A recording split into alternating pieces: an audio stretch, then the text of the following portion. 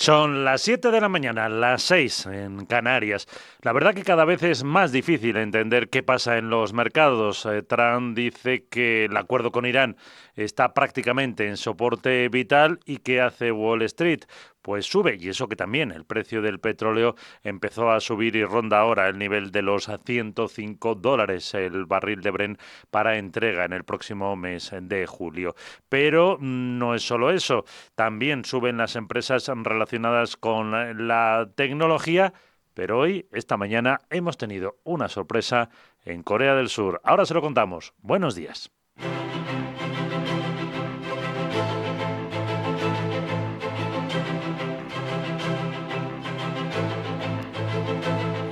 Aquí comienza Capital, la bolsa y la vida.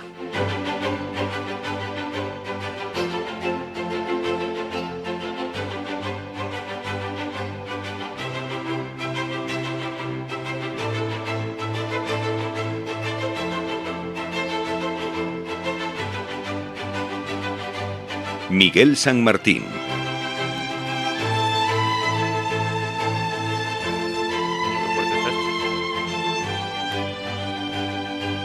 Y es que la geopolítica también marca mucho el paso de lo que está pasando ahora mismo en las bolsas, porque la visita de Trump hoy parte para China. No se verá hasta el jueves con el primer ministro, con el presidente del gobierno, Xi Jinping, porque ya ha dicho que sí, que se va a hablar de armamento, se va a hablar de Irán.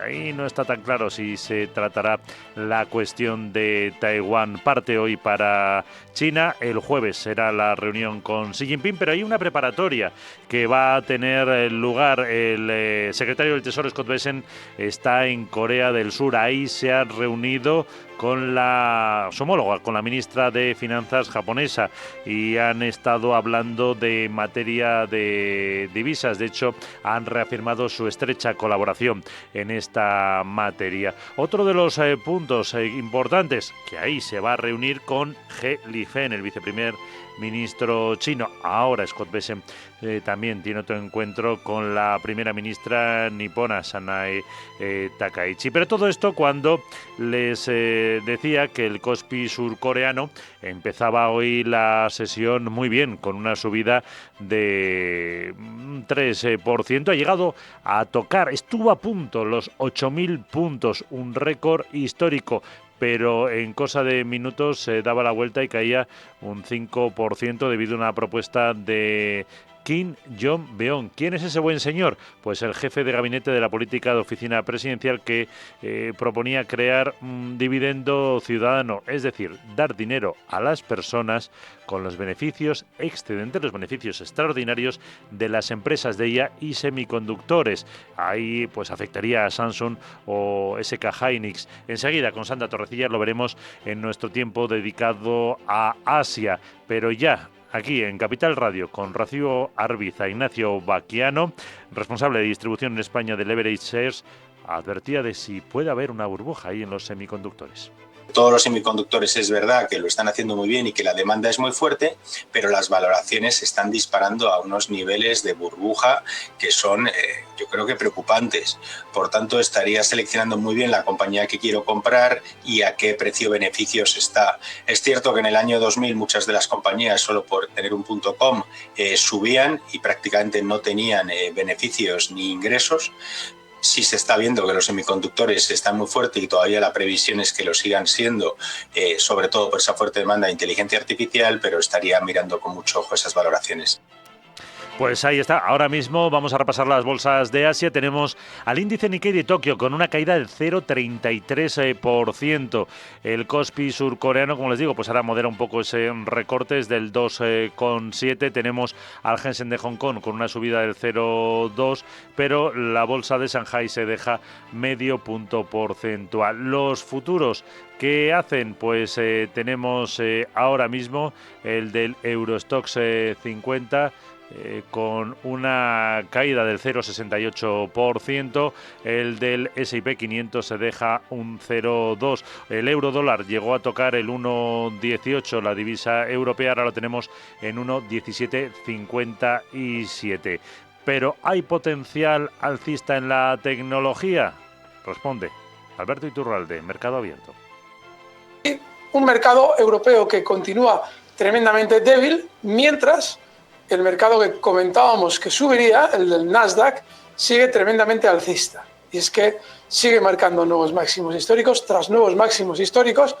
Tienen futuro, tienen el contado, lo que quieran. Sigue fantástico y con muy baja volatilidad, lo que nos anticipa que la dinámica va a continuar siendo así. Pues la dinámica continuará siendo así, lo veremos en cualquier caso. El Nasdaq ayer volvió a marcar otro máximo histórico. Y también en relación con Asia, una nota que leíamos en la agencia Reuters, y es que dice que los fondos de cobertura globales aumentaron sus apuestas en Asia. La compra semanal de acciones surcoreanas, japonesas y taiwanesas alcanzó un máximo de 10 años la semana pasada. Eso lo desvela Morgan Stanley, una nota para clientes que se ha hecho eco la agencia Reuters. Por cierto, que de deuda hablaremos enseguida con Luis Vicente Muñoz, que luego en la entrevista a Capital pues analizará toda esta cuestión, qué pueden hacer los mercados, con Lucía Gutiérrez Mellado. Ella es la directora de estrategia de JP Morgan Asset Management para España y Portugal. Pues así viene el día, así vienen los mercados, con Trump alertando otro día más de que la situación con Irán es muy frágil y a punto de montarse en el Air Force One para China. Así que llegamos a las 7 y casi 7 minutos, hora antes en Canarias, con los mandos a cargo de Esther La Paz y de Íñigo Jalón. Las noticias con Guillermo Luna.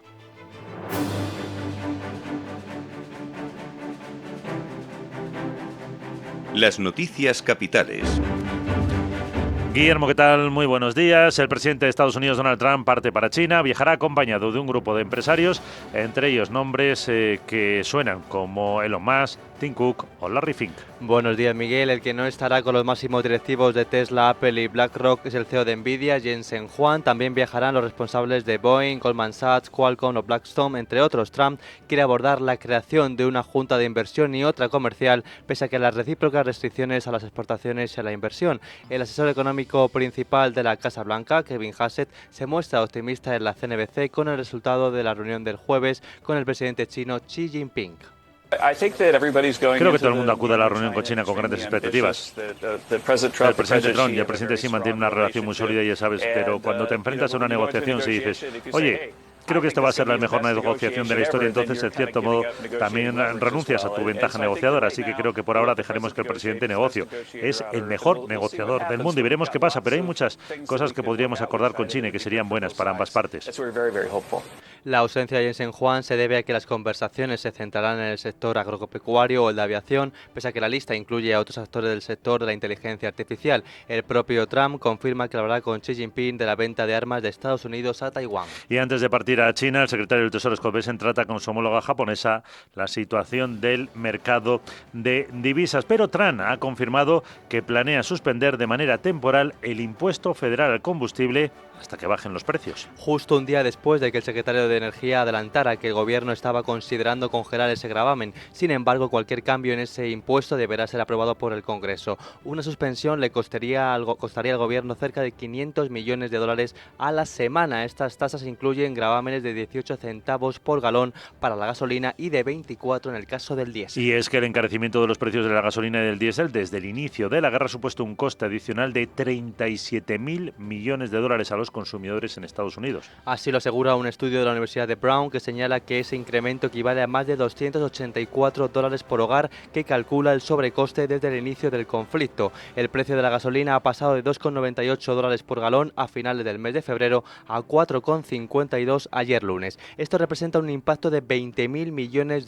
Además, hay que añadir el impacto del diésel para agricultores y transportistas. Y respecto a la marcha del conflicto en Irán, el propio Trump advierte de que el alto el fuego es increíblemente débil. Tras la respuesta de la República Islámica al plan de acuerdo de paz que el presidente calificó de basura, asegura que ni siquiera terminó de leer el documento de Teherán. Trump insiste en que su administración tiene un plan que consiste en que Irán jamás obtenga un arma nuclear y critica que este compromiso no figura en la respuesta de Teherán. Ya sabes, la gente cambia de opinión, y ellos, esas personas con las que cierras un trato, al día siguiente te envían un documento que tarda 5 días en llegar, cuando debería haber llegado en 20 minutos. Ya sabes, es un documento bastante sencillo, pero nunca tendrán el arma nuclear. Aunque luego Trump responde a una pregunta de la prensa que una solución diplomática con Irán sigue siendo muy posible. Y los ministros de Defensa de la Unión Europea analizan hoy en Bruselas el impacto del conflicto y el bloqueo del estrecho de Hormuz. Los 27 analizan medidas para garantizar la libertad de navegación y proteger las misiones internacionales. La agenda incluye también la coordinación de nuevas ayudas militares para Ucrania y el impulso de la industria de defensa europea para reducir la dependencia exterior. Este encuentro busca fortalecer la autonomía estratégica de la Unión frente a un escenario geopolítico marcado por la volatilidad de los mercados y las amenazas híbridas. Y también se reúnen, en este caso no en Bruselas, sino en Nicosia, en Chipre, los ministros de Vivienda de la Unión para impulsar nuevas medidas pese a la falta de competencias que tienen a nivel comunitario. Bruselas quiere asumir por primera vez responsabilidad institucional directa ante una crisis que ha disparado los precios más de un 60% en la última década. El 20 de mayo entra en vigor el reglamento de alquileres de corta duración y a lo largo de este año 2026 se esperan 2 hitos más: la propuesta de la Ley de Vivienda Asequible y la primera cumbre europea de vivienda a nivel de jefes de Estado y de Gobierno. Bruselas estima que Europa necesitará construir más de 2 millones de viviendas al año para satisfacer esta demanda actual. La Unión Europea ha movilizado ya 43.000 millones de vivienda con cargo al presupuesto 2021-2027. Y ojo, otro punto de tensión que se puede crear en las próximas fechas, porque en el Reino Unido cada vez hay más diputados contrarios al primer ministro, a Keir Starmer. Recuerden que se ha sufrido un batacazo en las elecciones locales y regionales del pasado fin de semana y le piden un calendario para su salida. Sí, más de 70 diputados de su formación le han pedido ya su dimisión, bien inmediatamente o planificada con tiempo, así como una renovación del partido. Starmer se resiste y ha intentado plagar la rebelión, reconoce que puede haber frustración en torno a su figura y ha prometido demostrarles que están equivocados. El líder laborista ha sostenido alto y claro que el Brexit, uno de los principales banderas de Farage, ha empobrecido y también debilitado al país y apuesta por una relación más estrecha con la Unión Europea. Y un último apunte, en España, la patronal del textil, Arte, pues la que agrupa a cadenas como Inditex, Uniqlo, Mango, H&M o Primark, entre otras, adelanta que la campaña de invierno la han cerrado con un descenso medio de las ventas del 0,2%. Aunque destaca que el contexto internacional ha actuado como factor de contención para próximos semestres, el 66% de las empresas que integran la patronal anticipa un crecimiento de las ventas de la campaña primavera-verano, mientras que el 33% restante prevé variaciones muy leves. Así estima un incremento medio del 3%. En cuanto al canal en línea, las perspectivas son especialmente favorables. El 100% de las empresas prevé un crecimiento de las ventas y un incremento interanual superior al 2,8%. Pues justo, llegamos ya a las 7:13, ahora antes en Canarias, momento para conocer la agenda del día que nos trae Sara Bot. Buenos días. Muy buenos días. Martes y comenzamos en Alemania, que publica el IPC de abril y el índice ZEW de confianza inversora de mayo. Ese dato se conocerá de la zona euro. Italia ofrece la producción industrial y en España el Tesoro subasta letras. En Estados Unidos conoceremos la variación de empleo ADP y el IPC de abril. Además hablarán varios miembros de la FED. En el Día Mundial de la Enfermería, tú me ves a mí curando. Pues no. ¿Qué tal me quedaría la bata? ¿Me dejas que te trate? Ni Chao. Ni de casualidad. Gracias, Sara. Que nos vamos a conocer qué está pasando con el juicio a la IA.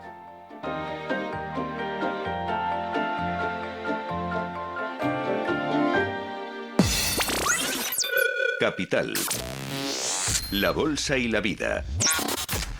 Y es que hace unos días, precisamente, Guillermo Luna nos contaba ese juicio que había llevado a Elon Musk a acusar a OpenAI. Ayer, ¿quién testificaba? Pues el CEO de Microsoft, Satya Nadella, y dijo que su compañía se arriesgó a invertir en OpenAI en un momento en el que nadie más estaba dispuesto a apostar por una empresa que era emergente y sin ánimo de lucro. Y es la tercera y última semana de este juicio en un proceso que busca determinar si la tecnológica incumplió la misión fundacional, es decir, no tener fines de lucro para priorizar los beneficios económicos del interés público. Y es que Elon Musk acusa a la tecnológica, a sus fundadores y a Microsoft de incumplimiento de contrato, enriquecimiento injusto, después de que aportara 40 millones en donaciones. En cambio, Microsoft inicialmente en el año ya 19 aportó 1.000 millones, en el 21 2.000 y en el 23 10.000 millones más. Nadella también dijo en ese juicio que Musk nunca contactó con él para expresar sus preocupaciones sobre si la inversión de la empresa era una violación de esa misión inicial de OpenAI. Así, el hombre más rico del mundo está luchando contra uno de sus competidores.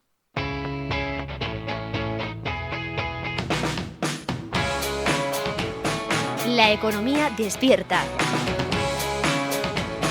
Capital Radio. Capital, la bolsa y la vida. Vamos a seguir ahora con otra de las cuestiones que más están preocupando a la economía mundial y a muchas de las voces de los grandes banqueros hablan de esas emisiones de deuda corporativa para pagar precisamente lo que venimos contando, si hay fiesta o no en la inteligencia artificial. Luis Vicente Muñoz, cuéntanos. Muy buenos días. Necesitan más dinero, mucho más dinero para su futuro prometido y las tecnológicas lo están pidiendo ahora que aún hay mucha liquidez y la economía funciona. La inteligencia artificial se está financiando a crédito a una velocidad de vértigo. Lo último es lo de Alphabet, la matriz de Google, que está preparando su primera emisión de bonos corporativos en yenes, en Japón, según ha adelantado Asia Nikkei.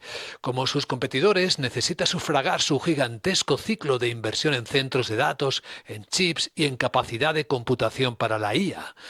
Esto es un movimiento estratégico, diversificar fuentes de financiación y aprovechar el hambre de los inversores japoneses por una deuda de máxima calidad en un entorno de tipos de interés todavía atractivos. Es el último movimiento agresivo de la avalancha de deuda de las Big Tech. El año pasado, las 5 grandes hiperescaladoras, Amazon, Alphabet, Meta, Microsoft y Oracle, colocaron 121.000 millones de dólares en bonos, 4 veces más que la media anual del periodo anterior. Este año, el ritmo se ha disparado aún más. Amazon ya ha emitido más de 50.000 millones. Meta ha vuelto con gran fuerza. Alphabet acumula decenas de miles de millones de dólares, euros y ahora yenes. Incluso bonos a 100 años a devolver. Los analistas de Morgan Stanley estiman que solo estos gigantes podrían emitir hasta 400.000 millones de dólares este año. Y esto representaría casi el 17% de toda la emisión corporativa prevista en Estados Unidos, que va a rondar los 2,5 billones de dólares. El sector tecnológico es hoy ya el 12% de toda la deuda privada emitida este año.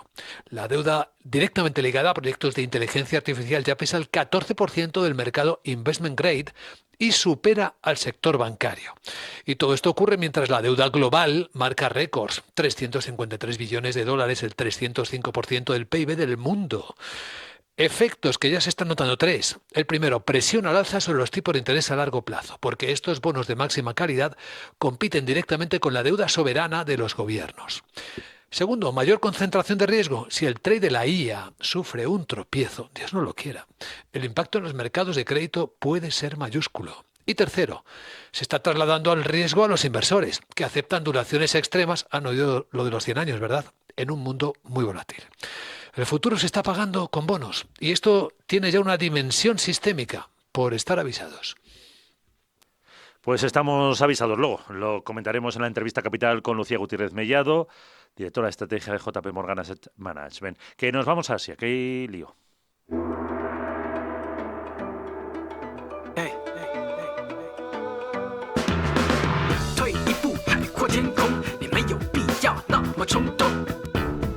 Y es que el Kospi surcoreano, que llegaba a tocar esos 8.000 puntos, ahora mismo cae un 3,6%. Sandra Torrecillas, lo más destacado de la sesión hoy en Asia.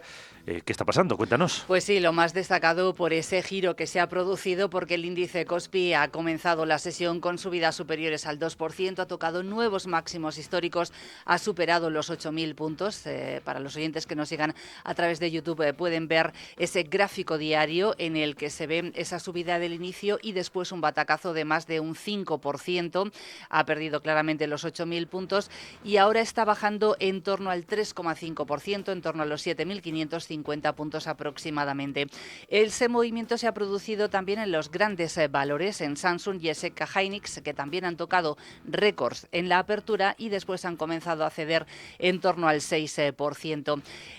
Aquí podemos explicarlo por dos motivos. Por un lado, recogida de beneficios, hemos visto más señales de debilidad en el sector de los semiconductores, y por otro lado hay algunos analistas que apuntan a las declaraciones que ha realizado un alto funcionario, que es además asesor del gobierno, que ha dicho que el país debería pagar a los ciudadanos un dividendo mediante impuestos sobre las ganancias de la inteligencia artificial, y eso es lo que explicaría ese descenso en estas firmas. Pero es que el índice Kospi lleva un 17% de subida solo este mes y en todo el año un 80%. Y todo esto está llevando también a los reguladores del mercado a que digan en las últimas horas que están siguiendo muy de cerca toda la tendencia al alza, sobre todo de las inversiones apalancadas por parte de los inversores minoristas. Y dice además que van a tomar medidas preventivas si fuera necesario para garantizar la estabilidad del mercado, y han pedido a los inversores que eviten asumir riesgos excesivos. Pues veremos cómo cierra en 40 minutos el índice en Kospi. ¿Y el resto de bolsas qué pasa? Pues en las bolsas chinas tenemos movimientos más tranquilos. El CSI 300, la bolsa de Shanghai, están bajando en torno al 0,4%. La de Hong Kong con subidas del 0,3%, con los inversores esperando esa reunión entre Donald Trump y Xi Jinping. La bolsa de Japón, tenemos ahora mismo al índice Nikkei con subidas del 0,4%, aunque sí que hemos observado ventas en títulos relacionados con la industria de semiconductores tras las subidas previas. Hemos visto recortes en Advantis o en Tokyo Electron, por ejemplo. Se ha desmarcado con subidas del 11% Ibiden, que es un fabricante de componentes para teléfonos inteligentes, porque ha elevado previsiones anuales de beneficios y de ventas. Y también está subiendo SoftBank un 3,6% antes de la publicación de resultados de mañana miércoles.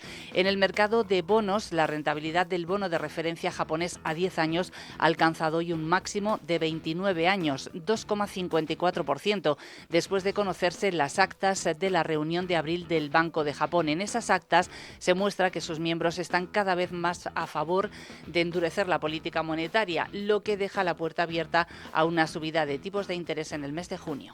Y en Japón también, no tanto en Japón porque no ha sido en territorio nipón, reunión hablando de divisas entre el secretario del Tesoro Scott Bessent, lo contaba la entradilla, y la ministra japonesa, la ministra nipona Katayama. Sí, se han reunido los dos y han reafirmado su cooperación para hacer frente a los movimientos de los tipos de cambio. Escuchamos a Katayama. En cuanto a las recientes fluctuaciones del tipo de cambio, coincidimos en que Japón y Estados Unidos han estado coordinándose extremadamente bien. También reafirmamos que seguimos colaborando estrechamente en relación con la evolución de los mercados, en consonancia con la declaración emitida por los ministros de Economía de Japón y Estados Unidos el pasado mes de septiembre. Hemos obtenido el pleno entendimiento de Estados Unidos al respecto. Tras estas declaraciones, el yen se ha debilitado ligeramente hasta 157,50 por dólar. El mercado calcula que Japón ha gastado unos 63.000 millones de dólares en la reciente ronda de compra de yenes para apuntalar su moneda, y la ministra lo que ha hecho es no responder, ha declinado hacer declaraciones sobre si ha discutido con Scott Bessent sobre la política monetaria que debe llevar a cabo el Banco de Japón. Un Bessent que también se ha reunido con el ministro de Comercio. Van a fortalecer los lazos en energía, en tierras raras, y se va a ver con la primera ministra Sanae Takaichi antes de concluir su visita de 3 días este miércoles. Y por lo demás, en clave empresarial, ¿qué podemos contar? Pues tenemos 3 protagonistas empresariales. Por un lado, la automovilística japonesa Nissan, que prepara un ERE para 211 empleados en Cataluña. Es el 37% de su plantilla en la región. En toda Europa prevé recortar 900 puestos de trabajo.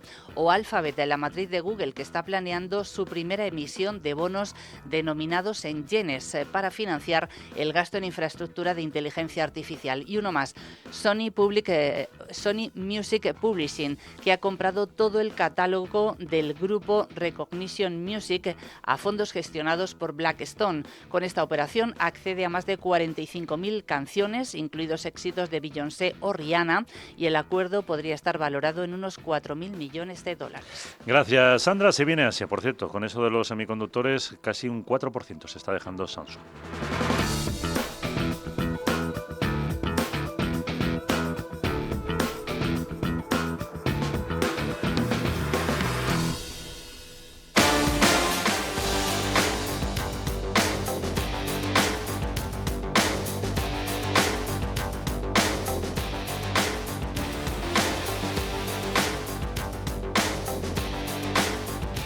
Llevamos días contándoles esos temores, esos riesgos que puede suponer para las empresas mitos, esa IA de Anthropic, y Guillermo Luna ha dado buena cuenta puntualmente de todo. Pero, ¿qué hace la Unión Europea? ¿Qué hace el Banco Central Europeo?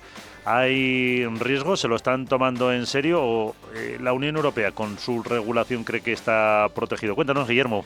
Buenos días, Miguel. Pues hoy nos preguntamos si está la Unión Europea preparada para los riesgos que plantean sistemas de IA como la IA de mitos de Anthropic.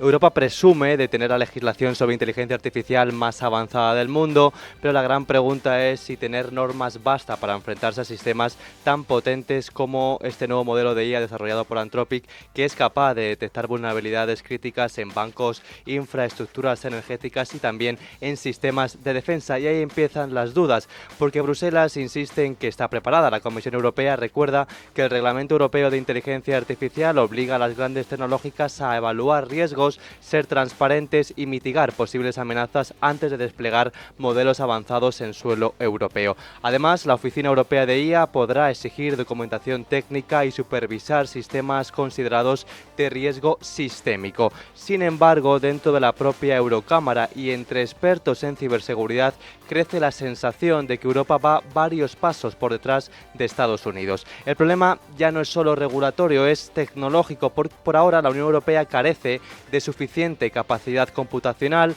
infraestructuras y acceso directo a modelos de última generación para entender realmente el alcance de amenazas como mitos. De hecho, el Banco Central Europeo ya ha pedido a las principales entidades financieras de la eurozona planes de contingencia ante posibles riesgos derivados de este modelo. La propia Christine Lagarde reconoce su temor al impacto económico que pueda acarrear la IA sobre la eurozona. Esto comentaba en exclusiva al canal Bloomberg. Lo que me preocupa tanto lo bueno como lo malo, y espero que nunca veamos lo feo, es el impacto de la IA en nuestras economías y los resultados y gobernanza de la inteligencia artificial. Y con esto me refiero a qué impacto tendrá no solo en la productividad, hacia dónde irá el crecimiento, que obviamente nos importa a los banqueros centrales, sino realmente qué impacto va a tener sobre nuestras sociedades. Y aquí aparece otra debilidad europea, la velocidad. Mientras las instituciones avanzan a ritmo regulatorio, la tecnología evoluciona a ritmo exponencial. Algunas obligaciones claves de la regulación europea entrarán plenamente en vigor entre este año y el 2028, pero modelos como mitos ya están obligando a gobiernos y bancos a reaccionar hoy mismo. Mañana realmente puede llegar a ser tarde. En otras palabras, Europa ha sido pionera en poner reglas al salvaje oeste de la inteligencia artificial, pero la gran incógnita, Miguel, es si tendrá también músculo tecnológico, recursos y soberanía digital suficientes para hacerlas cumplir frente a gigantes estadounidenses cada vez, como hemos visto aquí todas las mañanas, más poderosos. Gracias, Guillermo. Ahí está la duda. Esa autonomía estratégica europea, la creación de los campeones comunitarios que tanto se hablaba, aquellos informes de Letta y de Draghi, ¿valdrán para algo? ¿Les harán caso? Pues lo veremos, porque si no, llegamos tarde.